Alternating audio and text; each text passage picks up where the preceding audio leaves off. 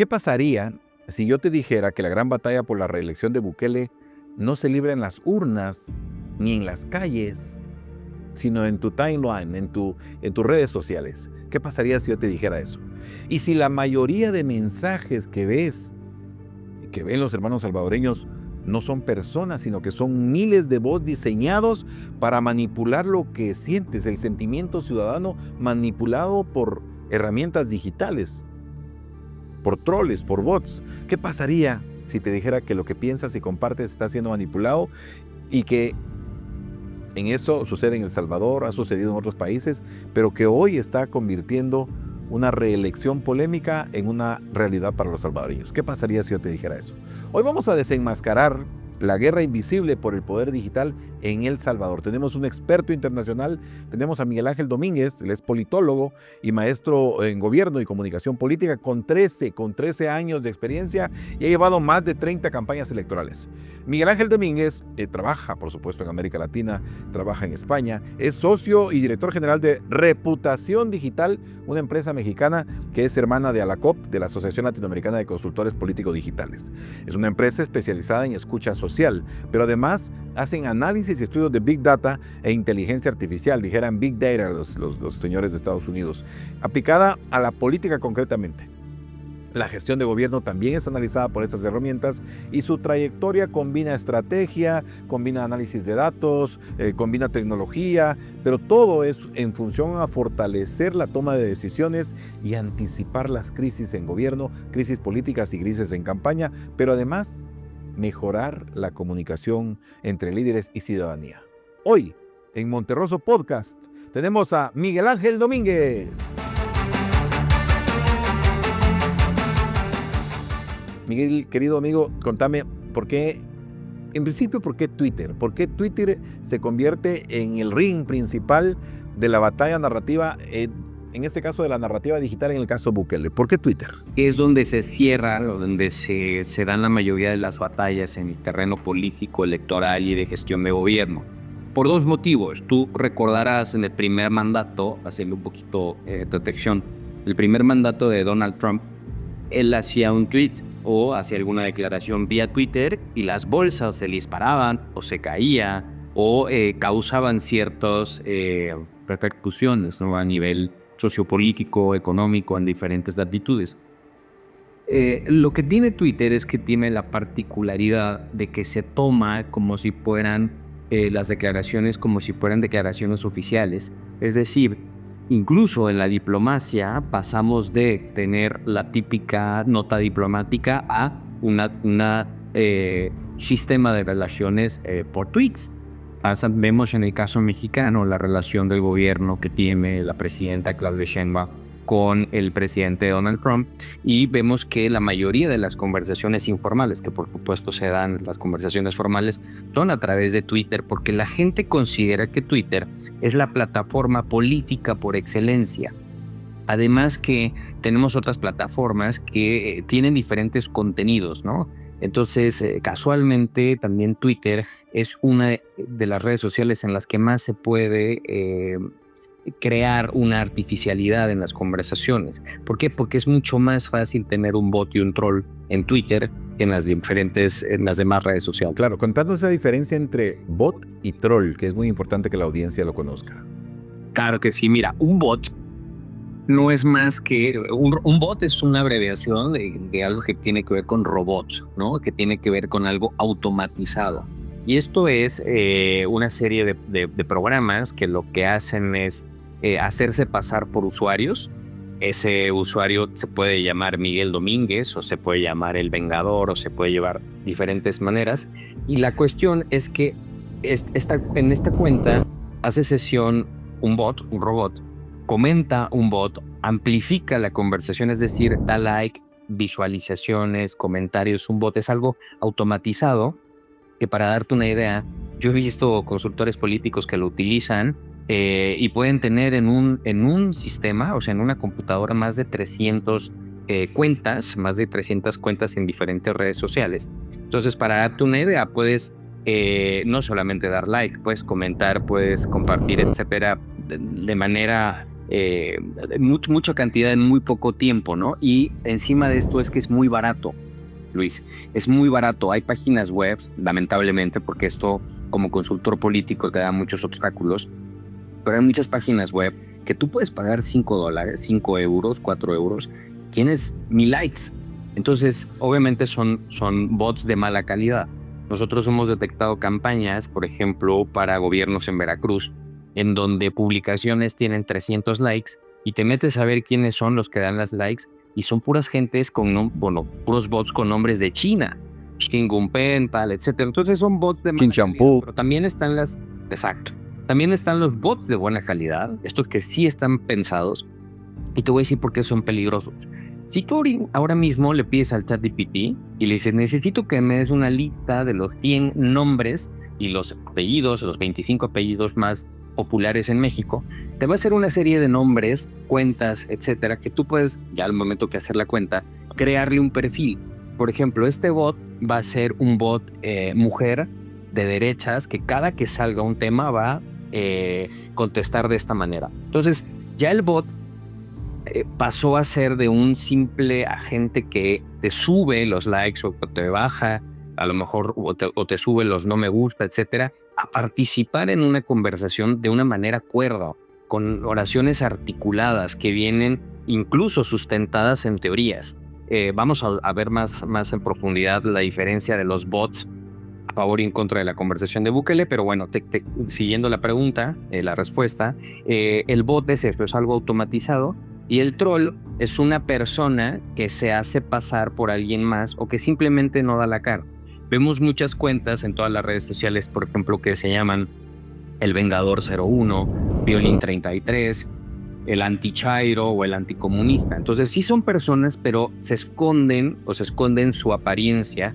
Entonces, de lo que intentan estas personas en la mayoría de las cuestiones es poder denostar, criticar, sin que se vea quién es. Entonces, al final de cuentas, el troll se puede considerar que es una conversación orgánica, sí. ¿Por qué es una conversación orgánica? Porque no es un bot. Sin embargo, es muy difícil de poder hacer un perfil de esta persona porque únicamente probablemente va a denostar, va a criticar, pero no va a construir. Entonces, hay dos diferencias y además existe la militancia digital activa, que es otra cosa que nosotros consideramos, nosotros hemos visto presidentes municipales que cierran auditorios y en esos auditorios ponen cientos de computadoras y ponen a jóvenes a estar comentando y subiendo la conversación de manera, pues no artificial porque son seres humanos, pero por ejemplo Meta te da una etiqueta que dice fan destacado, ¿no? Que es esta gente que así pongas algo malísimo, bueno, va a estar comentando a favor y que te va a estar nutriendo esta conversación. Muy bien. En este caso, cuéntanos un poco, Miguel, de cómo fue el estudio, de qué resultados. Cuéntanos, de hecho, el detalle de la metodología, porque ustedes siguen una metodología muy precisa, tienen herramientas muy poderosas, hacen estudios serios con una rigurosidad científica validada. Entonces, cuéntanos un poco de cómo, o como dijéramos en Guatemala, contanos un poco, porque nosotros aquí decimos vos, contanos un poco cómo fue el estudio, el desarrollo metodológico a términos comprensibles para la audiencia y algunos hallazgos relevantes que fueron encontrando en este estudio. Claro que sí, yo te pediría permiso que me dejes compartir la pantalla, que creo que es por favor, sí. Evidenciar más. Y además aprovecho el momento para mandar un saludo a todo el pueblo guatemalteco que yo estimo muchísimo. Yo soy chiapaneco, saben que Chiapas está pegado a México y saben que en algún momento Chiapas perteneció a Guatemala. Entonces, bueno, honestamente es un país del cual yo tengo mucho afecto. Muchas gracias. Mientras cargas las imágenes, quiero comentarle a la audiencia, quiero comentarle a los colegas que nosotros pertenecemos a la Asociación Latinoamericana de Consultores Políticos, la COP, que es una asociación que tiene décadas de estar funcionando, que aglutina a consultores de alto nivel, de alto prestigio, y fue fundada bajo la esencia de la transformación democrática, es decir, defensores de la democracia en Latinoamérica. Y recientemente tuvimos un conversatorio, hubo 10 participaciones de consultores de la ALACOP, de la Asociación Latinoamericana de Consultores Políticos, y mencionamos detalles, y fue tan apasionante el espacio en donde se abordaron estos temas que Miguel ahora está ampliando esos criterios. Ambos pertenecemos a la ALACOP, aquí tenemos nuestro pin distintivo. Estos pines los hacen como una investidura en el país en el que se desarrolla. Aquí lo tiene Miguel, lo tiene su servidor, y uno llega, es una ceremonia muy formal. Acá está el pin, ustedes lo pueden checar. Es un pin de ALACOP, es una investidura que representa un acta, se levanta un acta, y nosotros somos considerados a partir de un proceso de evaluación que lleva meses en algunos casos, y tenemos que recibir apadrinamiento de ciertos integrantes de la asociación. Ahora sí, te dejo, por favor, si sos tan amable de presentar la data. Muchas gracias, Luis Enrique. Miren, y a tu amable auditorio, a todos los que nos ven, este es el sistema propio de Reputación Digital. Reputación Digital, esta es la empresa que tengo el honor de dirigir en México. Nosotros lo que hacemos son estudios de social listening, pero no nos dejamos en el típico social listening que hace todo el mundo, sino que ya nos metimos mucho más a algo que se llama, aparte del web scraping, inteligencia digital. Eso es el nombre con el que estamos bautizando estos servicios, porque tienen que ver, y ustedes van a ver aquí del lado izquierdo, tiene que ver con la detección de bots. ¿Por qué es importante? ¿Por qué se abrió así esta conversación? Porque vemos, no solamente en el caso de El Salvador, pero vemos a nivel México, a nivel Colombia, a nivel Chile, Argentina, una cantidad brutal de bots y trolls a favor y en contra de los diferentes mandatarios. Decidimos también sacar en tiempo real, poder obtener cuáles son los tópicos que están dominando en la conversación. Después, en analizar, vamos a poder ver los sentimientos y las emociones, y todo esto se trata para que nuestros clientes y obviamente a las personas con las que hacemos estudios puedan ver en tiempo real con una profundidad bastante académica, y con la intención de que ellos tomen decisiones acertadas, ¿no? Nosotros, Luis Enrique, no hacemos estrategia digital, nosotros medimos. ¿Por qué? Porque consideramos que con esta parte de nosotros ofrecer el dato, contribuimos a la buena creación de una estrategia. Entonces, sin más preámbulo, te comento, nosotros en el sistema, y aquí lo puedes ver, recogimos más de 803,650 documentos. 803,000. 803,000 es una cantidad bárbara. Es una cantidad brutal, pero también, y bueno, esto es un comercial a la empresa, la ventaja de ser los propietarios del sistema es que no tenemos un volumen máximo de lo que podamos nosotros captar.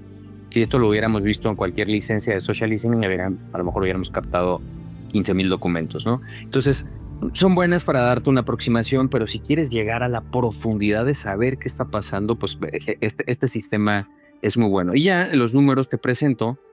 Detectamos que de estos 603 documentos, que obviamente no es data limpia, pudimos detectar 34,570. Bueno, me voy por parte. Esta es la métrica de bots. De todo lo que pudimos detectar, detectamos que el 64,16%, que se va moviendo en diferentes días, es la cantidad de la métrica de bots que tenemos.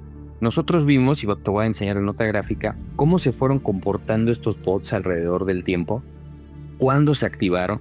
Y tú sabes, bueno, esto que pasó de la reelección indefinida, que pasó en el último día de julio, vemos que los bots, tanto a favor o en contra de Nayib Bukele, se empiezan a activar el día 2. Se empiezan a activar los bots a favor del presidente Bukele, con una narrativa que decía, que justificaba más bien el hecho de la reelección, porque decía, claro, es el presidente que logró reducir la inseguridad, que hoy el pueblo salvadoreño puede salir a la calle, hay inversión, hay turismo, se están trayendo certámenes de belleza, el campeonato de surfing, es decir, se está volteando a ver a El Salvador, con una imagen que no tenía. La justificación dice que antes la referencia para El Salvador pues eran obviamente las bandas, el crimen, la extorsión, y que Nayib Bukele ha logrado transitar esa imagen, esa marca país, de algo catastrófico a algo muy bueno. Entonces, la justificación y la narrativa del bot a favor de Bukele, que vemos en una gráfica cómo se va activando, trata de implantar este tema, de justificar la reelección indefinida por los logros en materia de seguridad que se están teniendo y derivado de la seguridad, pues de economía y muchas otras más. Y luego vemos cómo el bot negativo se activa unas horas después de que se activan los votos positivos de Bukele. Y vemos que este bot negativo, porque lo hay y hay muchísimo bot negativo, la narrativa que utilizan es que un verdadero líder lo que hace es dejar una estela de conocimiento, de buenas prácticas, ¿no? Se convierte como en una corriente. Y vemos que se compara en este sentido en cuanto a la corriente, no en cuanto a la acción, al peronismo, al kirchnerismo, y gente decía como de, bueno, si hubiera querido pasar a la historia como alguien con logros, pero como un demócrata real, entonces probablemente hubiera impulsado el bukelismo, alguien tina él a su partido a estas nuevas ideas, que pudiera delegar y que pudiera confiar, ¿no? A lo mejor volverse un líder moral, como lo hemos visto en muchos países, pero justamente dejar esta alternancia. Otra particularidad que vemos con este bot en contra, es que el documento, o sea, la conversación es mucho más elaborada. El bot a favor se limita a decir aplausos, presidente Bukele, que Dios lo bendiga, presidente Bukele, estamos con usted, presidente Bukele. Sin embargo, el bot en contra tiene un discurso mucho más elaborado, que hace ver que el caso de El Salvador lo compara, lo hacen ver muy similar con el caso de Ortega en Nicaragua y con el caso de Maduro en Venezuela. Encontramos algunos usuarios a lo mejor un poco más informados que incluso hablan de Singapur y de otras latitudes, ¿no? Que aunque no es el mismo caso, pues hay algunas similitudes. Entonces vemos esto, una presencia de bot a favor de Bukele con una narrativa muy corta pero muy clara. La justificación de la reelección es la seguridad que hay. Y la otra es una narrativa mucho más larga, mucho más elaborada, mucho más, si quieres tú, académica. Lo que sí vemos es que estas cuentas que están impulsando esta narrativa en contra tienen que ver también con mucha gente que está fuera de El Salvador. Es decir, la opinión pública internacional, ya sea de bot u orgánica, la mayoría, casi el 60% de lo orgánico, está en contra. Entonces son datos que te van dando mucho de qué hablar, ¿no? Tú decías que un 64% de estas muestras que se habían levantado de estas 800, 3.800, 4.000 documentos son equiparables. O sea, la fuerza se ve más marcada en los comentarios a favor o en los comentarios en contra. Están equiparadas. O sea, hay una fuerza mayor de centros de troleo en contra del gobierno de Bukele. De bots. De bots. Sí, y lo que vemos estos bots, mira, pasamos allá a la detección de bots. Nuestro sistema tiene, o sea, localiza quiénes son los usuarios, que lo vemos acá, y empieza a ver cuándo estos usuarios están teniendo conversaciones que tienen que ver con el tema que estamos viendo, ¿no? Cuando no tienen que ver con este tema, no la saja. Y dependiendo de... nosotros lo que estamos midiendo es la frecuencia, y dependiendo del tamaño del círculo, la peligrosidad o el uso de las palabras, el análisis semántico con palabras como groserías, etcétera. Y vamos midiendo incluso el discurso de odio. Entonces, cuando empezamos a ver aquí el comportamiento del bot, cómo se va comportando, vemos después la peligrosidad del bot. Podemos ver, por ejemplo, que este usuario que tiene 2.380 seguidores, tiene una peligrosidad de 65%. ¿Por qué? Porque aunque tiene más seguidores que, por ejemplo, el de abajo, no es un bot que hable, por ejemplo, con groserías, que no es un bot que denoste. Da su idea, pero y crece la artificialidad, pero no es alguien que te va a implantar un adjetivo negativo. Sin embargo, por ejemplo, Natalia 1414327, que ha creado 28 documentos en Twitter, tiene solo 8 seguidores, pero la manera en la que habla y en la manera que le pagan otros bots para que la retuiteen sí que es importante, ¿no? Entonces nosotros podemos ver aquí de bot a bot cuál es la importancia que tiene cada uno de estos, la peligrosidad. ¿Y por qué nos sirve? Porque entonces nosotros lo pasemos en otro espacio y empezamos a ver cuál es la estrategia del bot. Incluso podemos llegar en algunas ocasiones a saber quién está pagando ese bot. Hay una, qué bien, hay una lógica detrás de lo que acabas de mostrar, y es que los bots que son más agresivos tienden a ser los que tienen menor número de seguidores, que han sido menos la inversión en mantenerlos en el tiempo. En cambio, cuando un bot ya está más depurado, tiene cuentas que lo siguen, ya le dieron la autentificación, ya tiene ciertos niveles de inversión, lo cuidan para que no se los baneen, para que no se los bajen. Y esa es la lógica detrás de que haya un bot nuevo, de pocos seguidores, que sea muy hiriente, y haya otro, en cambio, que tiene una retórica mucho más conciliadora, si no conciliadora, por lo menos mucho más pulida. Totalmente, totalmente. Sí, como bien apuntas, mira, de lo que hace al final de cuentas también el sistema, como lo tenemos en pantalla, es que lee como tal el comentario y aquí nos va a decir si es positivo, negativo o neutral. Ahora, ¿cómo detecta que es negativo? Como tú decías, según la peligrosidad semántica que utilice. O sea, si yo, por ejemplo, dice no a la dictadura, el sistema lo toma como negativo a Nayib, no a la reelección indefinida, ¿no? O sea, tomando en cuenta que Nayib es el centro de nuestra investigación, toma en cuenta el no a la dictadura como algo negativo hacia él. Ahora, todo esto, como tú bien decías, ya la gente que se dedica a esto, los bot centers, los troll centers, incluso tienen el perfil del usuario y lo automatizan con IA. Entonces, cuando juega el Barça, publican algo del Barça. O sea, ya crecieron a un nivel realista, como bien decías, ya no únicamente dan likes.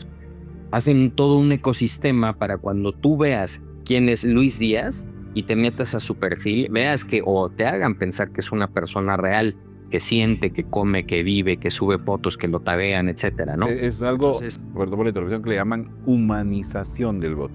Y lo que sucede con la humanización del bot es que las cuentas tienen inversión en el tiempo, porque una cuenta que está usada únicamente para ataque no tiene una inversión humanizadora, que implica hacer cargas de contenido hasta en un 40-60%. Es decir, un 60% de humanización implicaría que de cada 10 tweets que conectan, 6 se dediquen a humanizar y 4 se dediquen a atacar. Pero el ataque de esos 4 va a tener mucha más credibilidad que un bot simple que solo está atacando todo el tiempo. Eso lo descalifica ante la opinión pública.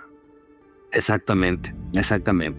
Y también te comento que el sistema, en una de las transformaciones que hace, te puede medir el discurso de odio, el nivel de discurso de odio. Entonces es importante porque tenemos un 9.64%. Realmente, para la cantidad de bots negativos, o la cantidad de los dos que tenemos en contra, es una cantidad baja de discurso de odio del que tenemos. Y esto sigue la lógica que tú bien acabas de apuntar. Un bot grosero, detrás lo van a banear. Y muy probablemente vas a descalificar la opinión. Sin embargo, si tienes un argumento muchísimo más elaborado, que tenga alguna pizca de datos, que sea cuervo, pues obviamente va a generar muchísimo más profundidad, ¿no? Se va a quedar más en la mente de las personas. Entonces, sabiendo esto, las granjas de bots miden, como tú dices, estas palabras, ¿no? Para no subir el discurso de odio, porque así como nosotros lo medimos, lo miden las redes sociales a nivel interno. Y esa es la manera en la que te pueden banear o que te pueden suspender una cuenta, ¿no? Y a nivel negocio, pues imagínate lo que significa para estas personas, ¿no? En el sistema también podemos ver, bueno, pues quiénes son los usuarios más tagueados, más mencionados, los hashtags, y les vamos a poner aquí cuáles son aquellas conversaciones que están dominando en ese momento la conversación.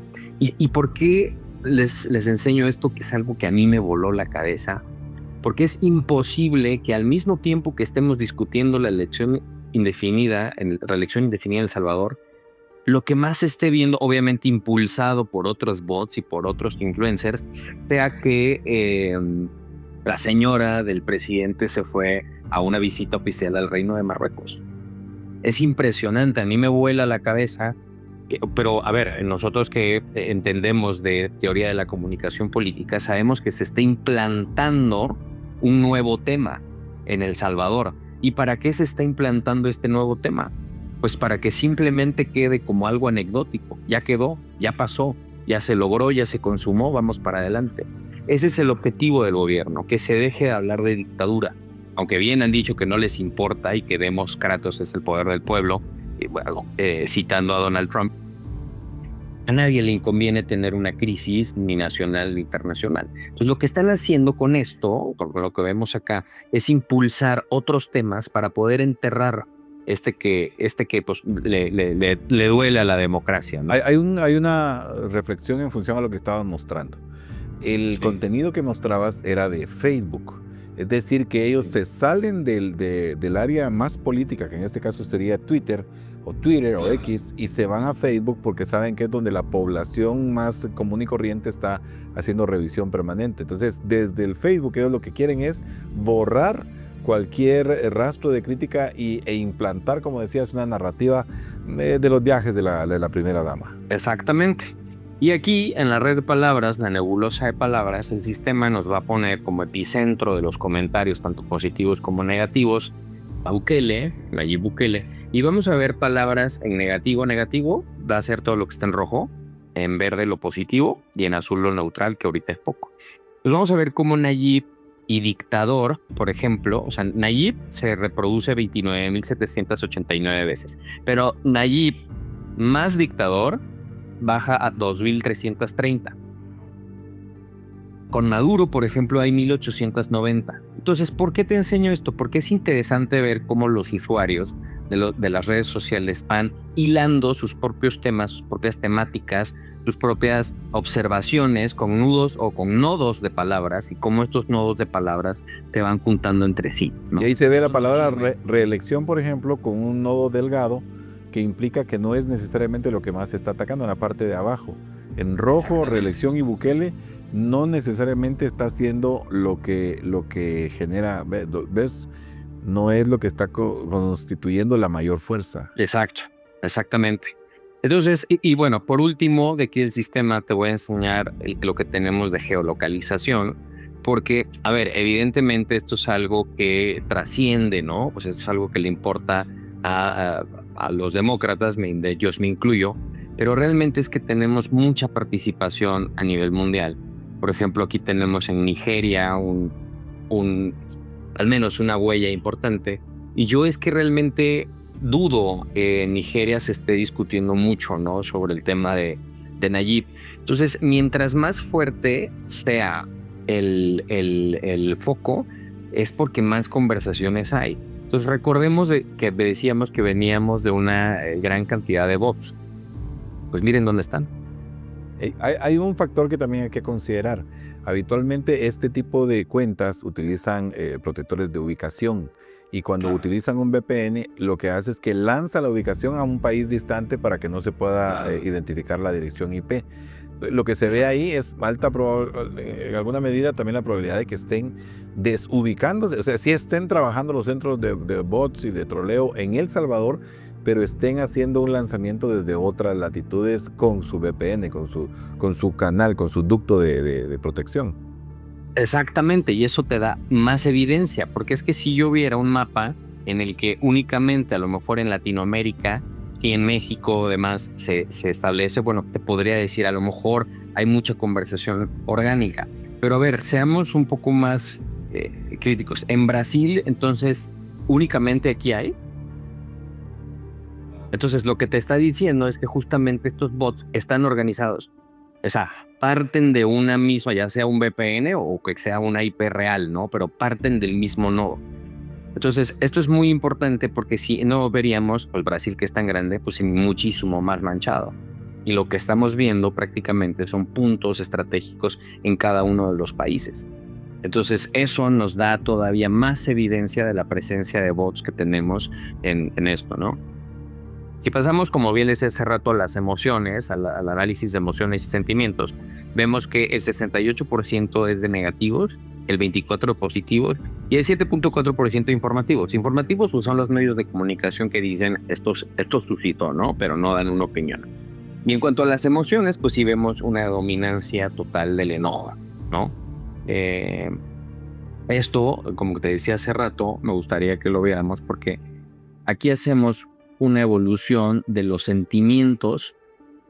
Obviamente, los bots también generan sentimientos. Entonces, lo que estamos viendo en este momento es cómo se empiezan a activar los bots que son en verde en ciertas fechas y cómo la contestación del bot negativo. Aquí vemos la activación del positivo y aquí vemos la contestación del negativo que le gana en los picos. El positivo estaba batallando, ¿no? Sí, solo para una comprensión de la audiencia. A ver, se detona el tema, nace el tema y un centro grande o centros de troleo, centros de bots, se activan en favor del presidente Bukele.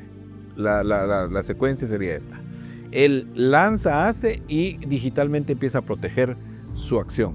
Luego viene una contraposición.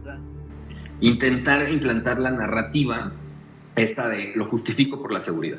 Claro. Que bajé los índices de seguridad. Sí, y es que eso se estudia en comunicación. Se puede estudiar incluso la triada discursiva, se le llama. 3 aspectos en que va a estar, uno de ellos va a ser la reelección, sí, pero ¿por qué seguridad? ¿Y por qué seguridad? Porque este hombre tiene la claridad de lo que se tiene que hacer. Al final pueden concentrarse en ese triángulo y repetir de distintas maneras hasta que quede la narrativa centrada. Bien, pero luego viene una oleada de comentarios que son más dispersos, que pareciera que es una narrativa menos pura, y ya son comentarios más largos que es en negativo, en ataque a él, pero también son bots, o muchos de ellos son bots o troles, personas que no se animan, porque la verdad es que hay mucho miedo en El Salvador, que no se atreven a mostrar su nombre, su identidad, pero que atacan bajo una narrativa más dispersa, pero contundente en contra de la reelección y en contra de los detalles de que el señor Bukele se quede indefinidamente en el poder. ¿Es así? Exactamente, exactamente. Entonces vemos 2 cosas. Esto que viene a juntas y vemos que además, como tú dices, los 3 temas. Uno de los temas es que justamente su esposa se vaya a Marruecos y le hagan todo un evento, todo un ejercicio de comunicación política. La señora, pues evidentemente es atractiva, tiene buena imagen, es joven, entonces le crean una imagen física, política, incluso ambiental a donde va, que lo que quiere, y obviamente apoyado de los medios de comunicaciones locales, lo que hacen es eclipsar un evento y colocar otro, como bien dices. Entonces la triada que utilizaron fue reelección, la razón que en este caso sería por la seguridad, y el distractor que sería la esposa viajando en un evento que enorgullece al salvadoreño y que tiene mucha cobertura mediática. Ahí iría la triada. Correcto. Exactamente. Y aquí al mismo tiempo podemos ir viendo cómo con los bots que tenemos se empiezan a activar los hashtags de igual manera. O sea, para nosotros este gráfico es muy importante porque es un gráfico casi perfecto, es un gráfico muy ordenado. Si esto fuera orgánico, tendríamos picos de todos los hashtags, y lo que realmente tenemos son picos establecidos con cierto nivel de profundidad organizado. No, esto completamente lo que nos da a entender es que esto está completamente hecho con temas artificiales. Esto que está mostrando la empresa Reputación Digital, que está mostrando nuestro hermano Miguel, es algo que no se podía ver antes, que se está viendo justamente por el trabajo depurado que han hecho y que puede afirmar lo que acaba de decir. Si fuera espontáneo, si fuera algo orgánico, tendría muchos picos, pero se ve como claramente las gráficas, en la gráfica anterior que mostrabas, ahí se ve como claramente hay un momento que dicen, bueno, ahora vamos a usar este hashtag y ahora vamos a usar este otro, y entonces no hay picos, sino que hay una meseta, una gráfica plana. Exactamente. Exactamente. Vemos cómo incluso hay momentos en los que varios hashtags convergen y unos disparan. Y esto pues obviamente, como bien dices, está totalmente organizado, está totalmente programado, ¿no? Ahora, cuando nosotros, porque mira, esto que dices de los discursos, nuestro sistema tiene la capacidad de decir, ok, sí están hablando de la dictadura, eso me queda claro. Pero ¿qué de la dictadura o qué del tema, ¿no? Entonces, en este caso, nosotros seleccionamos o definimos que del tema de la dictadura se desprenden 7 subtópicos, bueno, porque nosotros consideramos el tópico 0 y el tópico último. Entonces, sí habla de la dictadura de Nayib Bukele, pero también habla de su liderazgo y las controversias. Entonces, dentro de la misma conversación de la dictadura vemos que hay positivos, ¿no? O sea, sí, la conversación es la dictadura, pero de los diferentes temas vemos cómo se van comportando. Entonces, habla de la dictadura como tal, que es el que gana. De Nayib Bukele en la política. El tema central de esta colección de documentos es Nayib Bukele, presidente de El Salvador, destacando su liderazgo. Aquí tienes un insight, ¿no? Ahora, aquí habla de la reelección presidencial indefinida y que simplemente lo pone como algo, como advertencia, ¿no? Puede ser reelecto sin límite de mandato, pero no ejerce una opinión como tal. Sin embargo, aquí vemos, por ejemplo, cómo lo pueden comparar con Venezuela. Entonces, la idea de nosotros es, ok, si ya están hablando de un tema, hay que sacar los subtemas para que el estratega pueda saber exactamente por dónde ir en cada uno de los temas, en cada uno de las conversaciones, en cada uno de los canales, ¿no? Y bueno, esto es a nivel programático lo que yo te quería enseñar, que hacemos, que estamos haciendo. Qué bien, qué buen trabajo, ¿eh? Felicitaciones por todo Gracias. el esfuerzo y el desarrollo, porque esto ha llevado meses, años de desarrollo y experiencias que en ocasiones los van formando. Vos hablabas de, en algún momento vimos tus estudios, nodos bisagra. Ahí, antes se le llamaban insignia, cuentas insignia, se le llamaba Motherbot. Se ha ido teniendo distintos nombres, pero son cuentas que empiezan a generar la narrativa y luego hay otras que le siguen. Contanos un poco cómo lo viste en el caso salvadoreño. Sí, en el caso salvadoreño vimos al menos 6 líneas discursivas que eran las que iban dominando. Por ejemplo, vimos tweets en inglés que empezaban con "Holy shit, Nayib Bukele, El Salvador". Ese prefijo de tweet y de conversaciones se repitió casi 9,000 veces en diferentes usuarios. O sea, no fue que un usuario lo tomó y se hizo 9,000 retweets, sino que tomaron esa temática.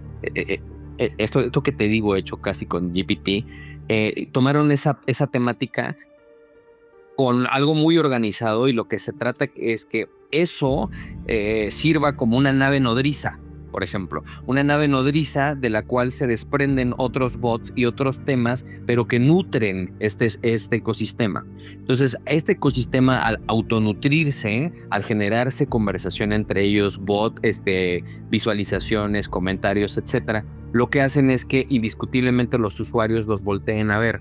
Entonces, tenemos 6 principales nodos bisagra que hacen que establezcan la conversación aquí, que no se salga de esto, que esto se pueda mover, ¿no? Que sea flexible, pero que no se me salga de lo que yo quiero que se hable. Y de lo que yo quiero que se hable es justamente estos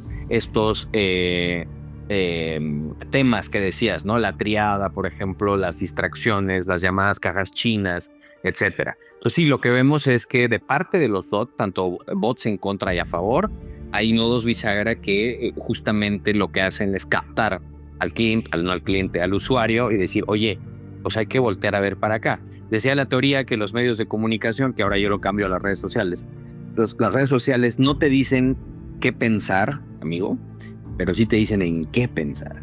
Y lo que quieren ellos es darte, es como si te estuvieran dando un buffet. Te dan a elegir, pero ¿quién eligió el buffet?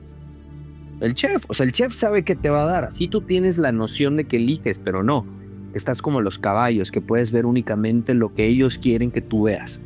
Eso es el nodo bisagra, y para eso sirve, para poder captar la atención, para poder incluso mover las narrativas o desestimar ciertas narrativas. Estamos hablando de que la percepción democrática ahora se construye a partir de narrativa artificial.